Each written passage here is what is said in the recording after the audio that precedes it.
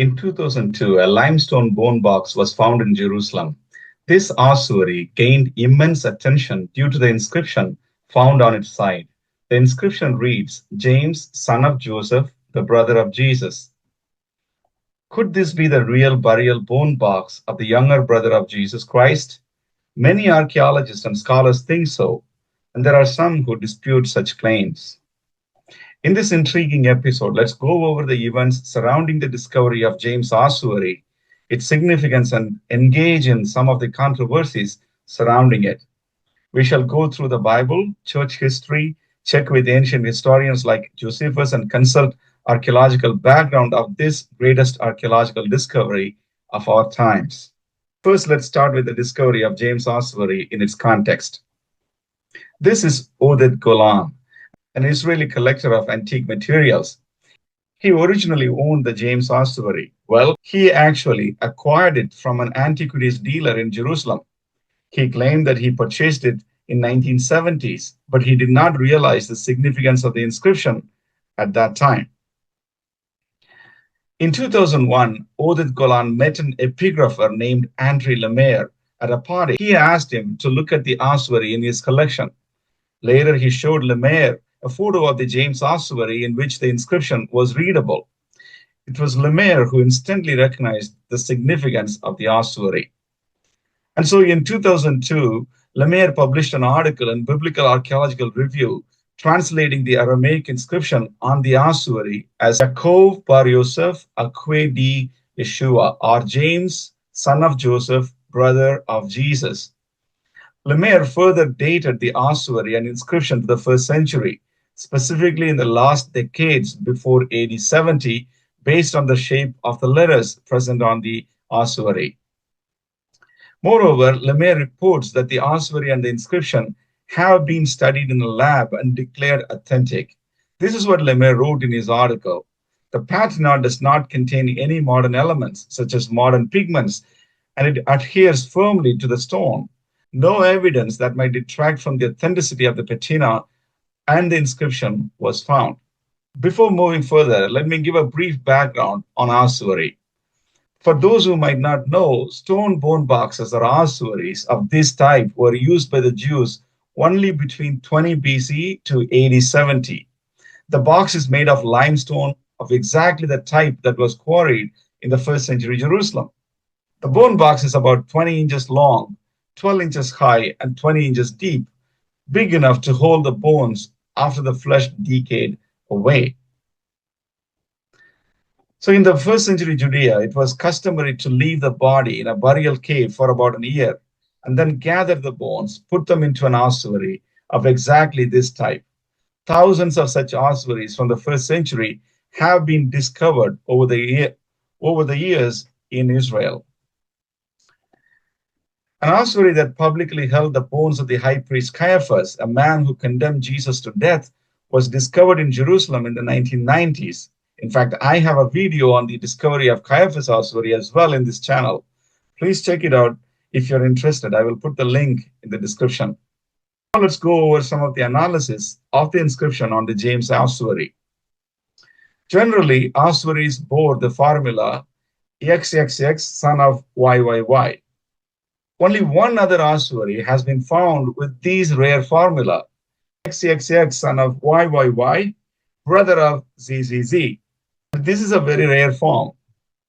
The reference to the brother of Jesus could mean two things. Maybe the brother Jesus paid for the funeral of James, or maybe the brother Jesus was an unusually famous person. We know that Jesus of Nazareth, very famous in the 1st century. Based on this perspective, scholars argue that this very bone box held the bones of James, the younger brother of Jesus of Nazareth. Also, a book on James Ossuary came out in March 2003, making this case. The title of the book is The Brother of Jesus, the dramatic story and meaning of the 1st century archaeological link to Jesus and his family. The authors were Herschel Frank, editor of the Biblical Archaeological Review, and Dr. Ben Witherington III, a well-known scholar and expert on historical Jesus. Now let's turn our attention to who this James, brother of Jesus, according to the Bible and history, and what happened to him. Let's go over these details. Now, first, James was the younger brother of Jesus. He is mentioned by name as the brother of Jesus in few places in the Gospels. Born to Mary and Joseph after Mary gave birth to Jesus. Mark chapter 6, verse 3. Is this not the carpenter, the son of Mary, and the brother of James and Joseph and Judas and Simon? So we have the reference, brother of James. Again in Matthew chapter 13, verse 55, is not this the carpenter's son? Is not his mother called Mary? And are not his brothers James and Joseph and Simon and Judas? So again here, James is referenced as one of the brothers of Jesus. Also, according to John chapter 7, verse 5, James and Jesus' other brothers did not initially believe in him during his ministry. However, 1 Corinthians chapter 15, verse 7 says, Jesus appeared to James after his resurrection. Then he appeared to James, then to all the apostles. And the appearance of Jesus to James contributed to his conversion and accepting of Jesus and becoming part of the church. And in fact, a very important leader of the church. So after Jesus' resurrection, James became a prominent leader of the Jerusalem church, considered the first bishop of Jerusalem. Acts chapter 15 describes his leadership role during the Council of Jerusalem, where early Christians debated whether Gentile converts need to follow Jewish law. Further, the epistle of James in the New Testament is traditionally attributed to James, the brother of Jesus. In the church history, James was called James the Just, Yaakov HaZaddik, because of his humble lifestyle and strict adherence to the Jewish law. Two early Christian writers, Hegesippus and Eusebius, praised him for his holiness and constant prayers. Hegesippus was a Jewish Christian historian whose writings are mostly lost, but fragments of his work are preserved in Eusebius' ecclesiastical history in Book 2, chapter 23. Hegesippus describes James as a deeply devout and ascetic figure, highly respected for his commitment to Jewish law and for his role in the Jerusalem church. James, the brother of the Lord, whom I saw in the flesh, he used to go to the temple alone and kneel down and ask forgiveness for the people, so that his knees became hard like a camel's, in consequence of his constantly bending them in worship of God. This description underscores James' commitment to prayer and his reputation for humility and devotion, showing why he was called James the Just or righteous.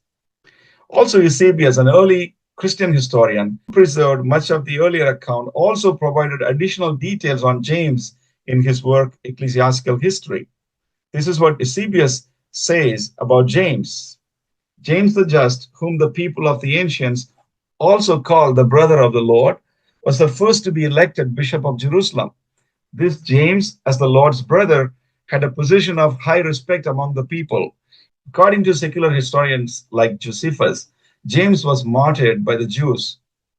Roman Jewish historian Josephus recorded that James was stoned to death by the order of the high priest Ananus. In fact, the account of Josephus is one of the most important external sources we have for the information about James's martyrdom. It is found in Josephus' Antiquities of the Jews, Book 20, chapter 9. This is what it says. Now the high priest Ananus, who, as we have already stated, had been of the sect of the Sadducees, was a man of more rigid disposition than his predecessors. And as there was no one to check his determination, he was of the opinion that he should now have the brother of Jesus, who was called Christ, James by name, and some others who appeared to be violating the law, to be put to death. When therefore Ananus had convened a meeting of the judges, he brought before them the brother of Jesus, who was called Christ, and some others. He accused them of having transgressed the law and condemned them to be stoned. But those who seemed to more equitable of the citizens, and such as were the most uneasy at the proceedings, thought that they ought not to have condemned, and even went so far as to say that what was done was in violation of the law. Now, the account of the death of James is as follows. The scribes and the Pharisees, being angry, and he was so highly esteemed, persuaded Ananus to put him to death. Thus James was thrown down from the top of the temple and stoned to death by a crowd. Eusebius also mentions the martyrdom of James. He describes the circumstances surrounding James's death as well. Now, some of the Pharisees and scribes who thought that the people had gone astray in their zeal for Jesus brought James to the top of the temple and demanded that he renounce Jesus publicly. When he refused, they threw him down from the pinnacle of the temple, and when he was still alive, they beat him to death with a club. This is what Eusebius says about the martyrdom of James. So, as was the custom of the Jews in the first century, following his death, since he was a respected leader of the early Christian movement, they would have placed his bones in a burial box and kept it in the tomb. An inscription was added on the ossuary stating that it was James, the son of Joseph, the brother of Jesus. This was the origin of the James ossuary and the inscription written on it. In fact, everyone agrees that the ossuary is from the first century. Even the first part of the inscription, James, the son of Joseph, is agreed as ancient by all scholars. However, some scholars have issue with the last phrase, the brother of Jesus part of the inscription. They think that it was added later to increase the ossuary sale value. This led to a big controversy right after the announcement of its discovery. In the next section, let's go over the timeline of the controversy surrounding the James ossuary and its status. In the summer of 2003, the Israeli Antiquities Authority announced that the James bone box was a forgery and arrested the antiquities dealer in Jerusalem and the owner of the box, et.el, on suspicion of creating a fake. The forgery trial dragged for years and finally finished in the March of 2012 with a surprising verdict. Indeed, the stakes were very high. If authentic, the inscription would provide the first physical evidence linking James to Jesus. It also offered support for the historical existence of Jesus and his family. The critics have argued that the inscription might have been forged, while the proponents claimed that it was a genuine artifact and the inscription was genuine as well. A key issue was the inscriptional style. Some believed it was inconsistent with first century practices, particularly the phrase, brother of Jesus. However, on March 14, Jerusalem judge Aaron Farkash found defendants et.el not guilty of all charges of forgery. The judge stated that there is no evidence that any of the major artifacts were forged and that the prosecution failed to prove their accusations beyond a reasonable doubt. In fact, all the major charges were dismissed on grounds of lack of evidence of forgery. However, Golan was found guilty of trading in antiquities without a permit and other minor charges. I do believe that there are strong reasons why this inscription and the ossuary both are authentic. So let me give three reasons. The first one, very eminent, respected epigraphers like André Lemaire, et.el, and have attested that the entire inscription is authentic and they have responded in detail to numerous questions about its authenticity. Second, the ancient patina has clearly been found on all 5 words present on the ossuary in both parts of the inscription, implying that both parts are ancient. At the trial, under the cross-examination, critique Yuval Goran admitted to seeing some of the original ancient patina in the word Yeshua, Jesus. Third, in a recent study published in 2014 in an open journal of geology, scholars have discovered that heterogeneous existence of wind-blown microfossils, nanofossils, and foraminifers, and quartz within the patina of the ossuary, including the lettering zone.